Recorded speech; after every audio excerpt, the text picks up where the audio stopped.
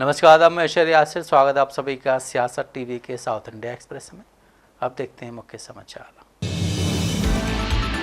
तेलंगाना में कांग्रेस सरकार के भीतर हालिया घटनाक्रम के आलोक में राजनीतिक मामलों की समिति आज शाम 6 बजे गांधी भवन में बैठक करेगी। बैठक में मुख्यमंत्री रेवंत रेड्डी, कांग्रेस प्रभारी मीनाक्षी नटराजन, पीसीसी प्रमुख महेश कुमार गौड़ और विभिन्न मंत्री शामिल होंगे। चर्चा में भाग लेने के लिए सलाहकार समिति को भी निमंत्रण दिया गया है। इस बैठक में पिछले कुछ महीनों से राज्य में उभरे 7 गंभीर मुद्दों पर चर्चा होने की उम्मीद है। मुख्य एजेंडा वस्तुओं में स्थानीय निकाय चुनाव पर हाईकोर्ट के फैसले के बाद की रणनीतियां और चुनाव में पिछड़े वर्ग के लिए 42% आरक्षण का कार्यान्वयन शामिल है। नेता जुबली हिल्स विधानसभा उपचुनाव की रणनीतियों के साथ साथ एआईसीसी के निर्देशानुसार वोट चोरी और गद्दी छोड़ आंदोलनों को व्यापक रूप से बढ़ावा देने के तरीके पर भी विचार विमर्श करेंगे। हाल ही में कांग्रेस सरकार को भीतर से खासकर विधायक राजगोपाल रेड्डी और खुद मुख्यमंत्री रेवंत रेड्डी की ओर से आलोचनाओं का सामना करना पड़ा है, जिसे देखते हुए ये बैठक काफी महत्वपूर्ण हो गई है।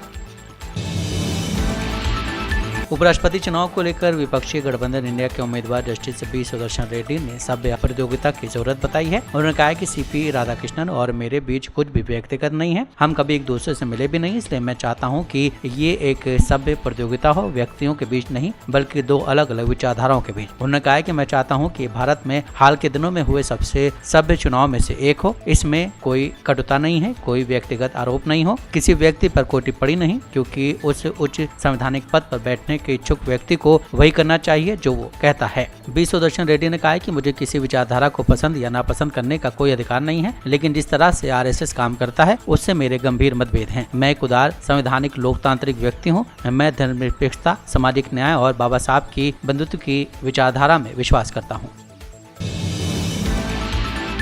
मेदक से बीजेपी सांसद रघुनंदन राव ने आज दावा किया है कि तेलंगाना में यूरिया की कमी ऑपरेशन सिंदूर से जुड़ी है। ऑपरेशन सिंदूर के चलते तेलंगाना में यूरिया की कमी हो गई है। इस ऑपरेशन से भारत और चीन के बीच तनाव पैदा हो गया है। सांसद ने कहा है कि भारत को चीन से 50,000 मीट्रिक टन यूरिया मिलना है, जिसे रोक दिया गया है। उन्होंने कहा कि मैं सभी किसानों से धैर्य रखने का अनुरोध करता हूँ। यह बयान ऐसे समय है जब तेलंगाना में किसान यूरिया की भारी कमी का सामना कर रहे हैं। 20 अगस्त को केंद्रीय रसायन और उर्वरक मंत्रालय ने इस हफ्ते तेलंगाना को 50,000 टन यूरिया की आपूर्ति को मंजूरी दी थी, जिससे राज्य को यूरिया की कमी को दूर करने में मदद मिलने की उम्मीद है। राज्य सरकार ने बुधवार को कहा है कि कर्नाटक से 10,800 मीट्रिक टन की शिपमेंट पहले ही शुरू हो चुकी है और कोरोमंडल इंटरनेशनल लिमिटेड को इस हफ्ते 3 अतिरिक्त शिपमेंट के माध्यम से आगे की आपूर्ति सुनिश्चित करने का निर्देश दिया गया है।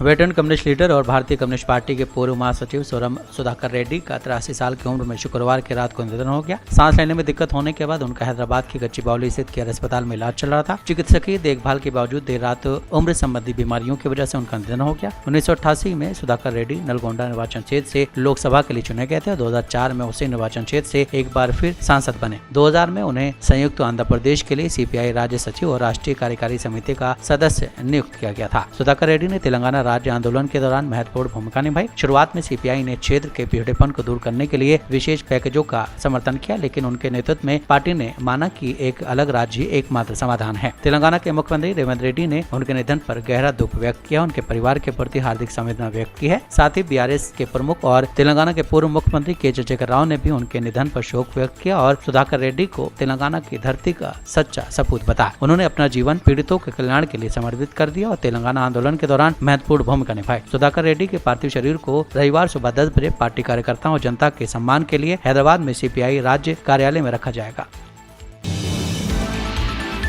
गंभीर आपराधिक आरोपों में फंसे पीएम, सीएम और मंत्रियों को हटाने के बिल पर बीजेपी नेता बूरा नरसिम्हा गौड़ ने कहा कि मुझे समझ नहीं आ रहा है कि विपक्ष इतना इसका विरोध करने पर क्यों आमादा है। ऐसा करके वे खुद को सबसे भ्रष्ट पार्टियों के रूप में चित्रित कर रहे हैं। क्या विपक्षी नेताओं का मानना है कि बीजेपी और पीएम मोदी हमेशा सत्ता में रहेंगे? क्या ये बात सिर्फ विपक्षी नेताओं पर लागू होती है?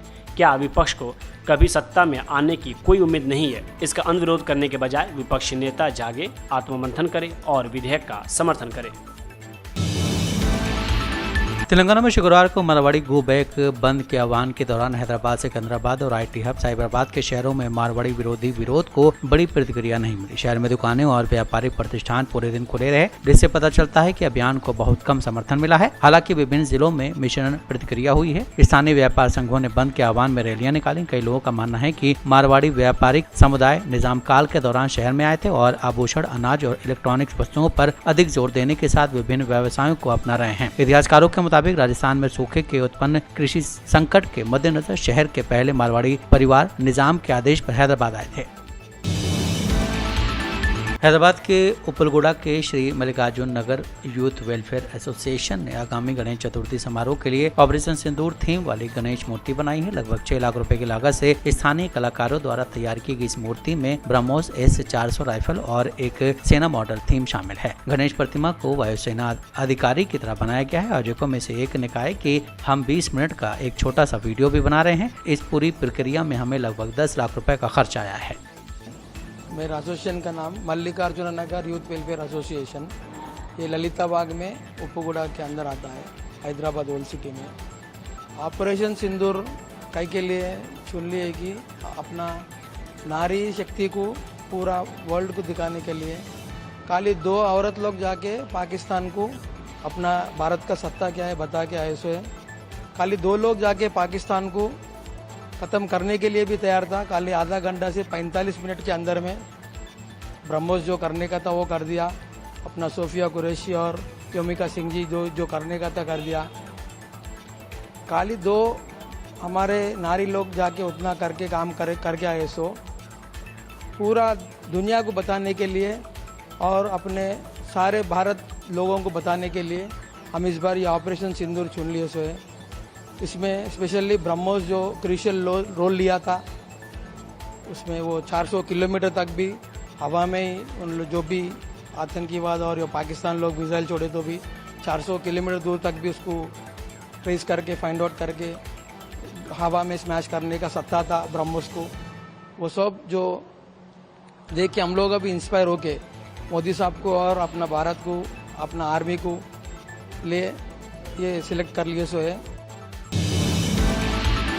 आंध्र प्रदेश के मुख्यमंत्री एन चंद्रबाबू नायडू ने टीडीपी सांसदों के साथ दिल्ली में एनडीए के उपराष्ट्रपति पद के उम्मीदवार सीपी राधाकृष्णन से मुलाकात की। नायडू ने राधाकृष्णन को उम्मीदवार बनाए जाने पर खुशी जताई। उन्होंने टीडीपी के समर्थन की भी घोषणा की है। चुनाव आयोग ने उपराष्ट्रपति चुनाव की तारीख 9 सितंबर तय की है। उसी दिन मतगणना भी होगी। आंध्र प्रदेश के मुख्यमंत्री चंद्रबाबू नायडू ने कहा एनडीए ने उपराष्ट्रपति पद के लिए सीपी राधाकृष्णन को चुनकर बहुत अच्छा किया है। उन्होंने कहा कि राधाकृष्णन इस पद के लिए सबसे योग्य हैं। नायडू ने उन्हें पूरा समर्थन देने की बात कही है। उन्होंने ये भी कहा है कि टीडीपी चुनाव से पहले एनडीए में शामिल हो गई थी। दिल्ली और आंध्र प्रदेश दोनों जगह एनडीए की सरकार है। नायडू ने राधाकृष्णन की तारीफ करते हुए कहा है कि वो एक सज्जन व्यक्ति हैं, वो देशभक्त भी हैं। नायडू ने कहा है कि वो हमारे देश का गौरव बढ़ाएंगे। कर्नाटक के डिप्टी सीएम डीके शिव कुमार ने लोगों के सामने धर्मस्थल सामूहिक अंत्येष्टि मुद्दे पर राजनीतिकरण न करने पर जोर दिया है। उन्होंने स्पष्ट किया है कि राज्य सरकार मामले में किसी भी हितधारक का समर्थन नहीं करती, बल्कि केवल न्याय के लिए खड़ी है। डिप्टी सीएम ने आज सुबह सदाशिव नगर में अपने आवास के बाहर पत्रकारों से बात करते हुए कहा है कि श्री क्षेत्र धर्मस्थल के पुजारी डॉक्टर वीरेंद्र हेगड़े के परिवार ने मुख्यमंत्री सिद्धरमैया से मुलाकात की और मामले की जाँच के लिए एक SIT नियुक्त करने के सरकार के फैसले की सराहना की है। सीएम के साथ साथ गृह मंत्री ने भी पहले स्पष्ट कर दिया है कि दोषी पक्ष को सख्त कार्रवाई का सामना करना पड़ेगा। गुमनाम शिकायतकर्ता की SIT गिरफ्तारी की पृष्ठभूमि में डिप्टी सीएम को याद दिलाया गया है कि उन्होंने पहले आरोप लगाया था कि मामला दुष्प्रचार था। जवाब में शिव कुमार ने सहमति व्यक्त की और कहा कि भाजपा अब तक अस्पष्ट अंतर्राष्ट्रीय बयान दे रही है। मेरे कहने के बाद ही सदस्यों ने धर्मस्थल मुद्दे पर टिप्पणी करना शुरू किया। कर्नाटका के हासन से एसपी मोहम्मद सुजीता ने कहा है कि 20 अगस्त को अरेहल्ली पुलिस स्टेशन में हत्या का मामला दर्ज किया गया था। मृतक श्वेता की मां ज्योति द्वारा की गई शिकायत के मुताबिक रवि ने श्वेता को हासन से बेलूर की ओर वापस ले जाते समय उसकी हत्या कर दी थी। श्वेता और रवि दोनों एक कार और बाइक शोरूम में काम कर रहे थे। उनके बीच दोस्ती हो गई और रवि उसके घर आता जाता था। इस दौरान उनके बीच काफी दिक्कतें हुई। मां के आरोपों के मुताबिक 19 अगस्त की शाम जब रवि श्वेता को घर से लेकर बेलूर जा रहा था तो उसने जानबूझकर कार को तालाब में ढकेल दिया और उनकी बेटी की हत्या कर दी। शुरुआती जांच के मुताबिक उन्होंने कहा कि हमने पाया कि रवि और श्वेता ने अलग अलग समय पर अलग अलग लोगों से शादी की थी और अब वो अपने अपने जीवन साथी से अलग हो गए थे। रवि को हिरासत में ले लिया गया है। साउथ इंडिया एक्सप्रेस यहीं समाप्त होता है। मुझे दें इजाजत। बाकी खबरों के लिए आप बने रहें सियासत टीवी के साथ।